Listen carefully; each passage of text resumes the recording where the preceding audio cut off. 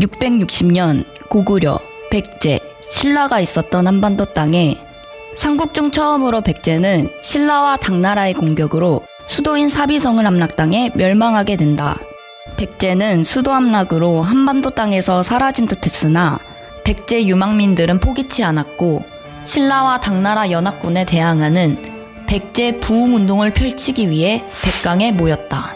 그런데 백제인들은 혼자 온 것이 아니었다. 백제의 등 뒤에는 백제인들보다 몇 배는 더 많은 5만 명의 왜군 연합군이 있었다.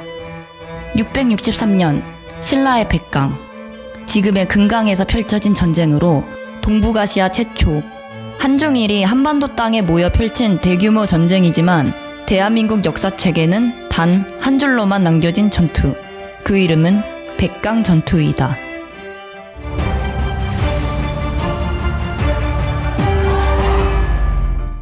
지금으로부터 1350년쯤 전인 650년 한반도 땅에 세 나라가 있었다.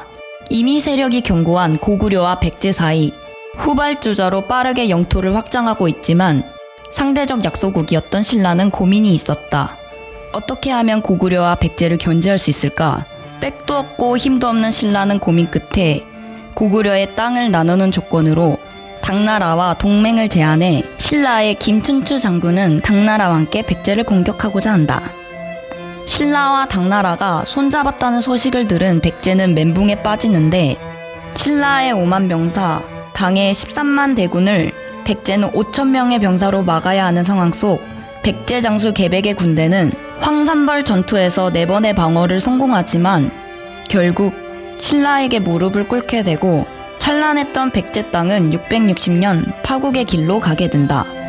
그 결과 의자왕과 셋째 아들 부여융은 신라 장수들에게 수를 따르는 수모를 당하고 의자왕을 비롯한 1만 2천 명의 귀족들은 당에 끌려가게 된다.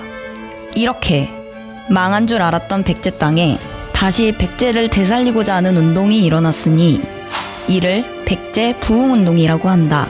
이 부흥운동의 시작은 멸망한 백제의 남부지방에서 일어났는데 그 중심 세력은 의자왕의 사촌동생 귀실복신이라는 귀족과 승려 도침이었다. 백제 부흥군은 통솔자로 외국에 있던 왕자 부여풍을 데려와 부흥운동의 중심축을 만든다.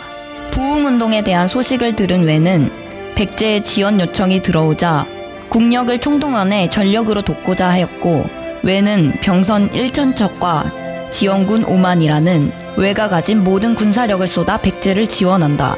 그렇다면 외가 망한 백제를 위해 모든 것을 건 이유는 무엇일까? 그 이유는 백제와 외가 오래전부터 혈맹의 관계이기도 했지만 백제가 망하면 나당 연합군이 외국으로 쳐들어올 것이라는 소문이 돌았기 때문이었다. 일본 정부는 자국의 안정과 연맹국 백제를 다시 세우기 위해 세 차례에 걸쳐 부흥군과 연합작전을 준비하게 되는데 부흥운동의 전쟁 중 가장 큰 전투가 바로 백강 전투였다. 전성기 신라와 대국 당나라에 맞선 외와 결합한 백제 부흥 세력은 과연 빼앗긴 영토를 다시 되찾을 수 있을까? 백강 전투의 전말은 어떻게 될까?